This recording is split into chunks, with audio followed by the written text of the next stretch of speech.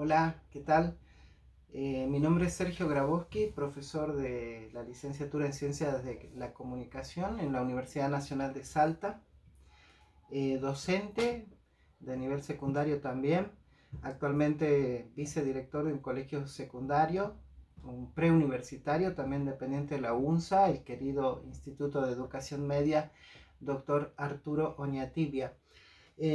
Hoy traigo acá para conversar con ustedes una propuesta de análisis de la educación en tiempos de aislamiento social obligatorio por COVID-19 a partir de un marco interpretativo que viene del campo comunicacional, que es la teoría y la práctica y el campo de experiencia industrial y comunicacional del fenómeno de las narrativas transmedia.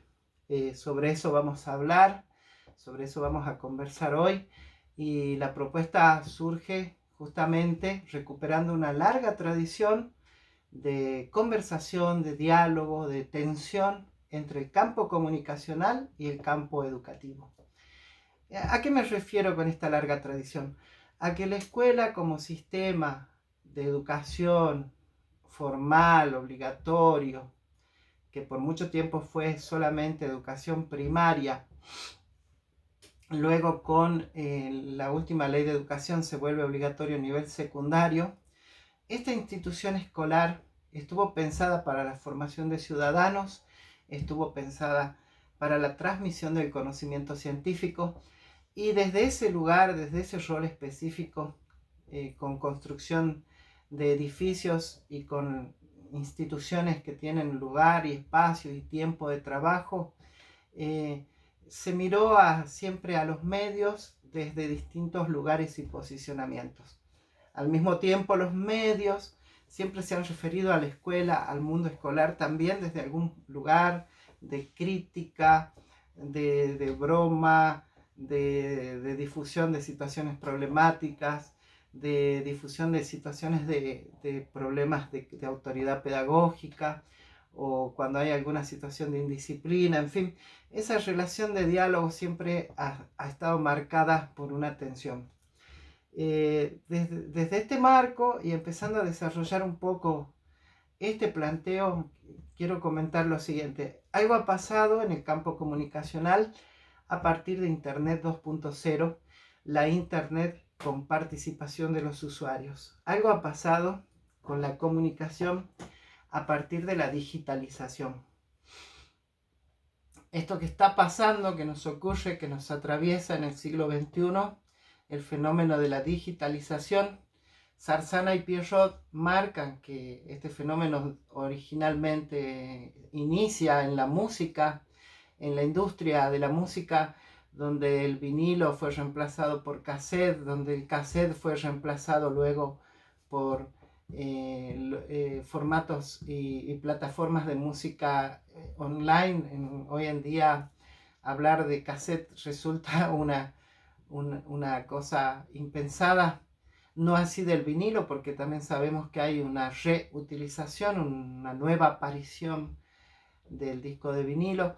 En fin, todo este fenómeno de la digitalización en el campo de la música, en el campo educacional y comunicacional, se ha dado también con el fenómeno Google.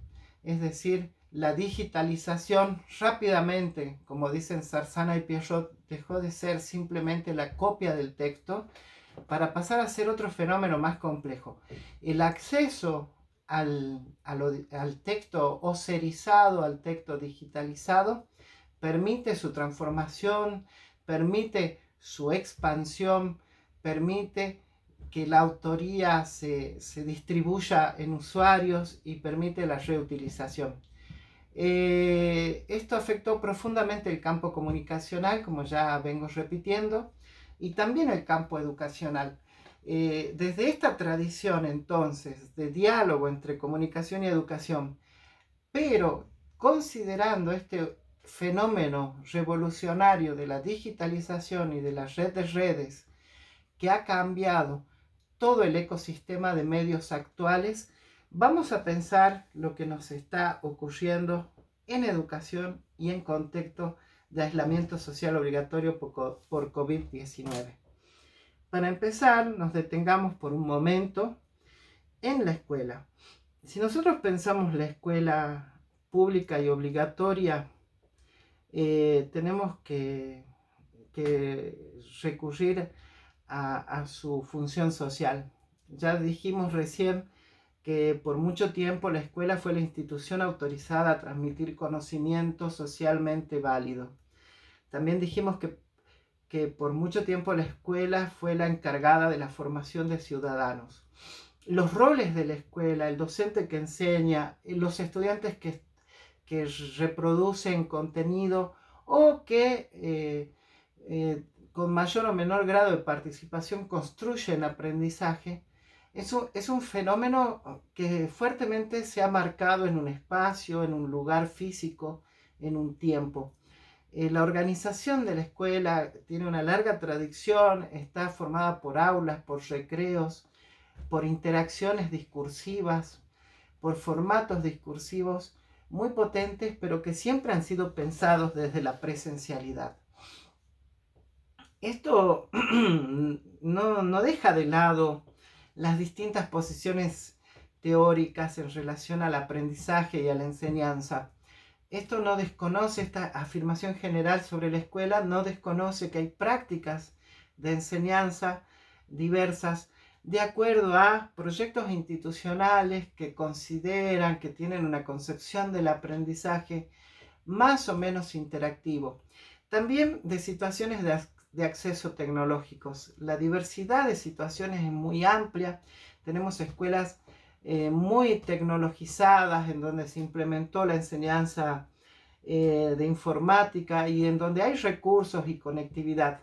No podemos dejar de mencionar la gran influencia que tuvo el programa Conectar Igualdad para garantizar el acceso y el derecho al acceso a la tecnología necesaria para esta cultura del siglo XXI. Sin embargo, sabemos que igualmente todo lo que yo estoy marcando como descripción de la diversidad en las instituciones escolares también significa distintos grados de posibilidades para esos estudiantes y esos docentes, ¿no? Este fenómeno que yo describo de manera general, caracterizado por un formato, por una institución, por la construcción de un aula y de un espacio-tiempo para el estar juntos y construir contenidos y conocimientos, se basa fuertemente en el rol del adulto como educador, como dueño de un saber, como persona autorizada para transmitir un conocimiento socialmente aceptado.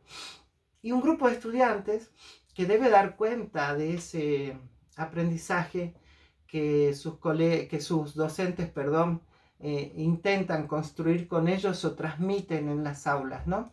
Y repito esto en un tiempo y en un espacio que hoy, en la cuarentena, no lo tenemos. Esta descripción no puede dejar de lado el libro. El libro pasa a ser parte de esa lógica de la enseñanza escolar. El libro Scolari lo define como una interfaz de lectura que tiene más de 2000 años de vida. En un momento de su evolución, ese objeto dio un salto a la reproducción mecánica. Y ahora está dando otro salto a la reproducción y circulación digital. La postura de Scolari en esta afirmación es conciliadora, no marca una distancia entre el libro digital y el libro en formato papel. Sin embargo, en la escuela hay un predominio del valor del libro en relación al conocimiento, de la misma manera como hay una valoración del rol docente en relación a la enseñanza. Esa escuela está siendo interpelada desde antes de la cuarentena por una sociedad, por una cultura y por unos jóvenes que han crecido sabiendo que el conocimiento no está solamente en la escuela, sino que en el conocimiento y la información circulan de maneras diferentes en las redes, en internet, en las comunidades de usuarios. Hay nuevas lógicas de producción de conocimientos que nos guste o no, estemos de acuerdo o no, existen y forman parte de la sociedad contemporánea. Muchos podrán discutir el valor de esos conocimientos. De hecho, hay una postura muy dogmática que sostiene que sigue siendo la escuela el lugar del conocimiento válido.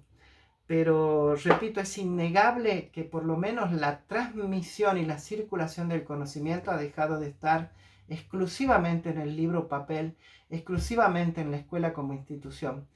El conocimiento y la producción de conocimiento ahora se encuentra circulando, valga la redundancia, en vías no ortodoxas, en comunidades pequeñas, en grupos de interés. El fenómeno wiki para valorar la calidad de una información es muy importante. Y bueno, todo esto forma parte de una realidad contemporánea que está interpelando a la escuela desde mucho antes que comience el confinamiento obligatorio, allá por el 16 de marzo que se dio en nuestro país por una decisión de tipo sanitaria, ¿no? Ahora bien, pensemos, ¿qué pasó con esta escuela interpelada ya por lo comunicacional y por las formas de gestión del conocimiento a partir del ingreso a la cuarentena? El 16 de marzo, cuando no se puede volver a ese espacio-tiempo de la enseñanza, a esa institución pensada y aceitada con mecanismos aceitados para transmitir conocimiento y con todo un sistema de escolarización y de validación de conocimientos, quedó sin el espacio y sin el tiempo de permanencia, ¿no? Tanto para docentes como estudiantes. Es muy interesante pensar esta crisis sanitaria desde el punto de vista de cómo los docentes, los directivos de las escuelas y por supuesto las autoridades ministeriales rápidamente se volcaron a medios digitales de comunicación para garantizar eso que como un eslogan y también como un nombre de la plataforma oficial del Ministerio de Educación en Educar, seguimos educando,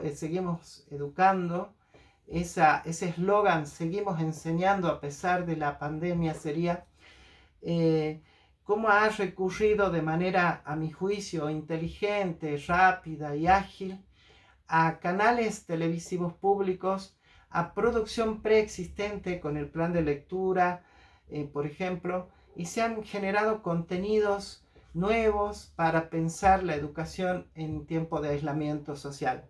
Lo que hizo el Ministerio de Educación ha sido una utilización de medios diversos de comunicación, ha sido también la creación de nuevos contenidos en canales televisivos, en la radio, y ha sido un apelar a las nuevas formas comunicacionales de la cultura digital, la propuesta de creación de podcasts, de videos, todo este fenómeno que se dio a nivel macro a partir de la propuesta oficial del Ministerio de Educación, a su vez se acrecentó más aún con las propuestas que generaron los mismos docentes, los mismos directivos en cada una de las instituciones escolares, ¿no? Empezaron a usarse las redes, WhatsApp, grupos de Facebook, empezaron a utilizarse plataformas que antes estaban allí como simple apoyo a la enseñanza o que no estaban y que se empezaron a construir aquí. Las prácticas de enseñanza se vieron fuertemente afectadas y es un fenómeno que está pasando ahora y que todos los que somos docentes o padres o estudiantes hemos sufrido en este tiempo, ¿no? Como un fenómeno que parece caótico, que parece desordenado, que no terminamos de entender hacia dónde va. Nosotros, cuando hablo de nosotros, hablo de un grupo de investigación en el cual estoy trabajando en Salta. Estamos pensando el fenómeno de la comunicación y la educación en tiempos de pandemia desde un marco teórico específico, ¿no? Recién decíamos cómo tanto el ministerio como los docentes hicieron esfuerzos por seguir manteniendo canales de comunicación, cómo se hicieron esfuerzos por mantener espacios de contención para los estudiantes, propuestas de contenido pedagógico para acercarles contenidos de enseñanza, actividades, y cómo todo esto que se está dando al utilizar diversos medios, diversos canales, no podemos dejar de nombrar que hay una gran ausencia de personas, de chicos, de jóvenes, de niños que no tienen internet y que por ende no pueden acceder a lo digital. Y eso también ha sido tenido en cuenta tanto por el ministerio como por los docentes y por las instituciones educativas, a través de la producción de fotocopias o de reproducción de las cartillas que están en la plataforma Educar en formato impreso, que esto se distribuyó incluso en el inicio de la pandemia a través de la cadena de supermercados, cuando era lo único que estaba habilitado para poder acceder a, en este caso, las propuestas pedagógicas, ¿no? Entonces, fíjense cómo hay acá un fenómeno comunicacional de diversidad de medios de comunicación, de diversidad de plataformas, de diversidad de propuestas pedagógicas y de multiplicidad de lenguajes. Lo audiovisual ha pasado a ser predominante. En el portal Educar podemos ver, considerar que existe Paca Paca, pero que también existe una biblioteca digital. Podemos ver allí que en esta biblioteca digital no solo hay libros en PDF o en formato de ebook, sino que también hay videos y propuestas de diálogo entre la literatura y la producción multimedial o audiovisual. Ya dijimos que también los docentes y las instituciones escolares hicieron un mismo movimiento hacia lo digital y complementaron esto con entregas físicas impresas de material para aquellos que no tienen conectividad. ¿Cómo pensar este caos? ¿Cómo mirar todo este fenómeno diverso, esta diversificación de escenarios y de medios de comunicación y de enseñanza? A nosotros nos parece rico, importante y como que sirve para pensar estos fenómenos comunicacionales y educativos el concepto de narrativa transmedia. Yo lo pronuncio así en español, disculpen mi mal inglés, transmedia sería o algo así. Este concepto, yo voy a hacer referencia acá nuevamente a Scolari, quien cita a Jenkins. Jenkins fue uno de los primeros en utilizar el concepto de narrativa transmedia.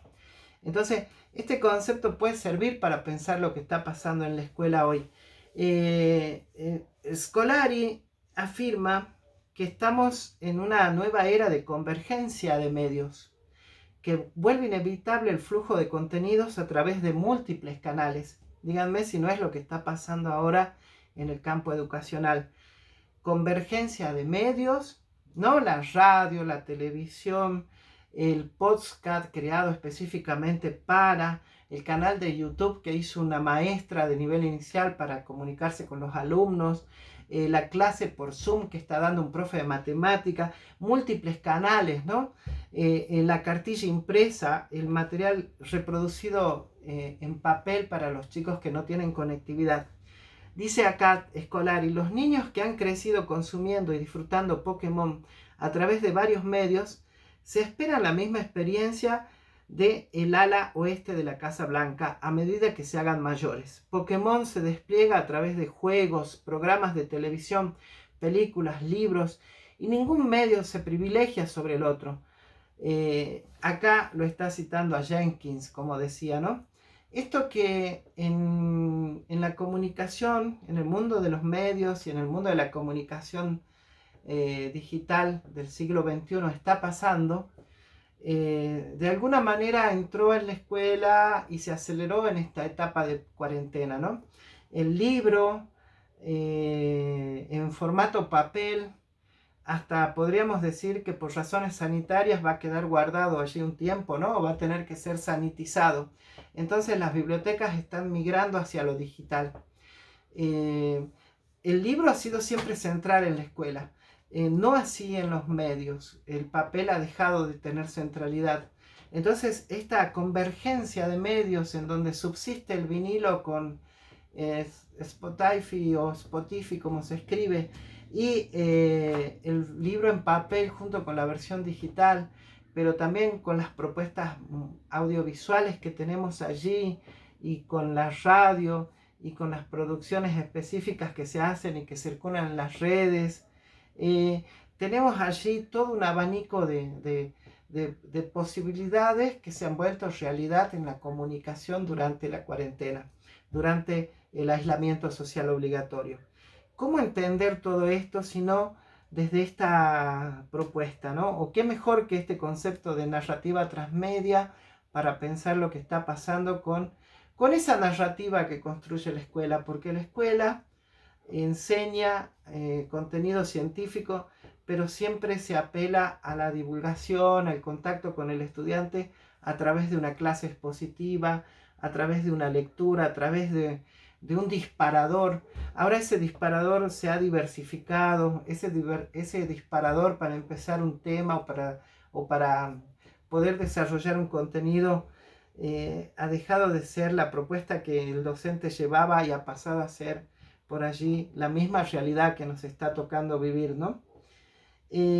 Bueno, acá tenemos la fuerza del concepto transmedia para pensar las propuestas educacionales en tiempo de cuarentena. No solo porque se haya usado lo digital y múltiples soportes, que es parte de lo que es transmedia, usar por lo menos 4 medios distintos, pantallas diversas, contenidos pensados para la televisión, pero también como serie, contenidos pensados para internet, para YouTube, para algún canal o adaptado a otras redes sociales que no estoy nombrando ahora, ¿no? Pero los más usados para la enseñanza hasta ahora se puede decir que son Facebook y el mismo WhatsApp. Estos múltiples contenidos, decía, no solo eso es narrativa transmedia, sino también hay algunas características más que pretendo precisar.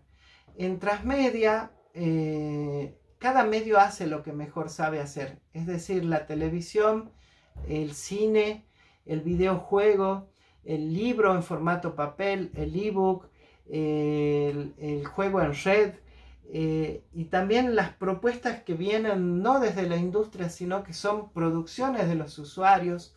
Otra de las características de la comunicación en tiempos digital es que el usuario forma parte de la producción, no se contenta con el consumo, sino que se vuelve un fanático que produce contenidos y sube otras historias y participa de eventos sociales. Bueno, eso en este momento también estaría suspendido, habría que hacerlo de manera virtual. Esos jóvenes consumidores llamados en este marco de análisis prosumidores, ¿no? Porque no solo consumen, sino que producen contenido. Todo eso tiene que ver con la lógica transmedia. También la autoría de la producción no es colaborativa, no es individual, no hay manera de hacer transmedia de manera individual. Justamente por la multiplicidad de lenguajes que se utiliza, es necesario recurrir a grupos, ¿no? A grupos de trabajo, a grupos colaborativos de trabajo, ¿no? Entonces, ese contenido transmedia, para que sea tal, debe ser una expansión de la forma narrativa. Nosotros acá tenemos que hablar de universos narrativos.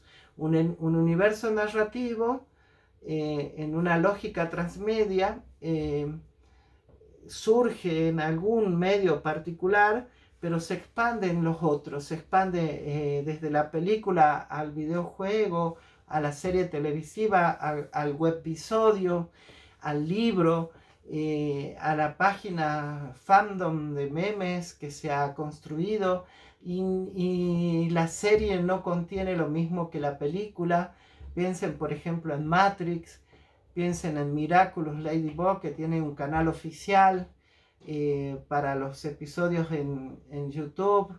Esos mismos productos están circulando en Disney, en Nickelodeon, pero en las redes tienen participación de usuarios y hay producción de los consumidores. Piensen en la música que se genera en torno también a una serie o a un producto con estas características, ¿no? Las narrativas transmedia son una forma de narrativa en la cual la expansión del contenido se da no solo en diferentes plataformas, sino lo que es más importante, en diferentes sistemas de significación. Se usa lo verbal, lo icónico, lo audiovisual, y se caracteriza por ser siempre interactivo, ¿no? Si nosotros utilizamos todos estos, todo este marco interpretativo para pensar lo que está pasando en la educación que se está gestando de manera digital, pero que también en un ecosistema que incorpora lo impreso, nos propone una diversidad de canales, de plataformas, de pantallas y de propuestas de lenguajes múltiples para llegar a las casas de nuestros estudiantes con contenidos específicos, no podemos dejar de mirarlo desde acá y preguntarnos, ¿será que estamos empezando a trabajar en la escuela con esta lógica transmedia? ¿Será que la cuarentena nos dejará aprendizajes en torno a cómo nuestros jóvenes ya venían eh, consumiendo y produciendo contenido en el mundo digital, en la realidad antes de la cuarentena? ¿Será que la escuela ahora podrá mirar esa forma de estar en el aula de los chicos con celulares conectados, hiperconectados, no siempre? Eh, eh, ¿Será que aprenderemos nuevas formas de construir materiales didácticos? De poner a disposición, ya no pensando en la autoría individual, sino la creación de espacios interactivos de trabajo, tal como se hace necesariamente en narrativas transmedia, ¿no? Esa tormenta de idea inicial que con la participación de un grupo genera una historia, genera un contenido.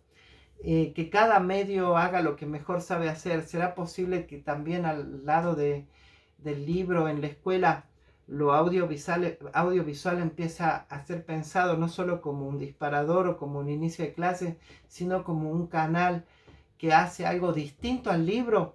Porque acá no se trata de negar la escuela libresca, de negar la presencialidad, al contrario, simplemente estamos diciendo que en la crisis que estamos atravesando a nivel sanitario ha generado una aceleración de procesos que se estaban dando en la sociedad, que, que nuestros estudiantes forman parte de esa forma de comunicación y que ahora la escuela de manera rápida tuvo que entrar en diálogo con estas formas comunicacionales y que quizás esta es la hipótesis, esta es la propuesta para pensarlo. Quizás esto transforme profundamente nuestra escuela, nos llene de un aprendizaje nuevo en cuanto a cómo enseñar, cómo generar situaciones de aprendizaje y cómo utilizar los múltiples discursos y las interacciones posibles que se generan a partir de las redes, a partir de Internet y a partir de las lógicas de producción colaborativa.